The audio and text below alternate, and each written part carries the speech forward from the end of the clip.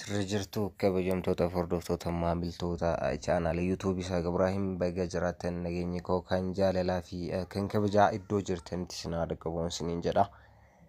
Akkuma beekamu chaanaala kan kooratti arralee viidiyoo sin barbaachisti jedhee yaade takkaan siniif qabadee yaade viidiyoo tana hanga xumuraatti godha. Viidiyoo har'aa tana keessatti haala Snapchat-itti barattanii jechuudha.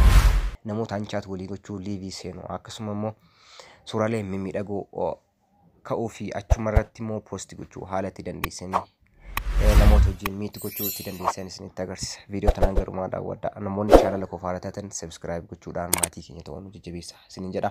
Amma kallattumaan daawwannoodhaatti isin dabarsa.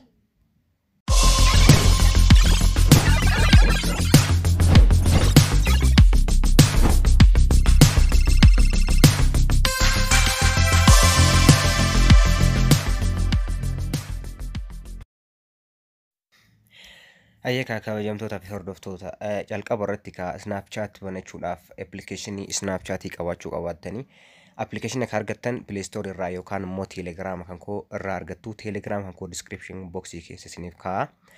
Kanaaf yoo bantan haala kanaan isiniif fida.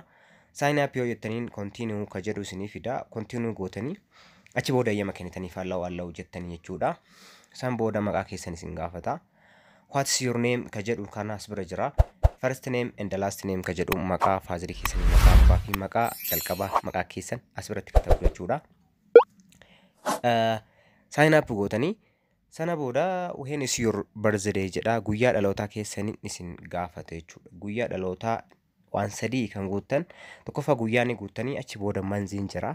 San booda yerii bara dhalootaa ni jira. Bara dhalootaa san ni guuttan jechuudha tartiibaan. Kanaaf akkuma margartan kana jechuudha.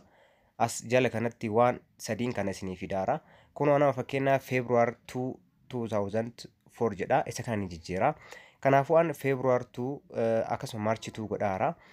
San barammoo bara 1991 waan akkasii godhuu danda'a. Isin kan barbaadan irra kaattanii umriin keessan 20 ol akkas 18 ol osoo ta'e irra filatamaadha jechuudha. Achi booda continue jettanii jechuudha erga birthday filattanii. San booda username ofii isaatii create isiniif godha generate godhee isiniif Snapchatiin mataan isaa jechuudha ofii isaatii generate isiniif godhee isiniif fida.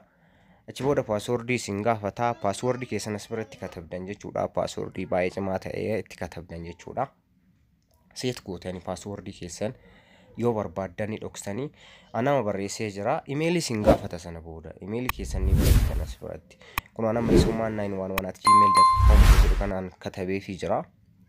Achi booda lakkoofsa na gaafata. What's your mobile number jaa ni barreessitan jechuudha. Koodiin biyyaa jira. Koodii biyya Itoophiyaa jedha as biratti. Achi booda we will send you text message jedha. Ergaa isiniif ergaa jedha. Snapchatiin ofuma isaatii ergaa bilbila keessan irratti isiniif ergaa. Achi booda koodii as biratti guuttanii erga lakkoofsa guuttanii koodii as biratti guuttanii koodii dijiitii 6 Snapchatiin ofuma isaatii generate godhee isiniif erga jechuudha.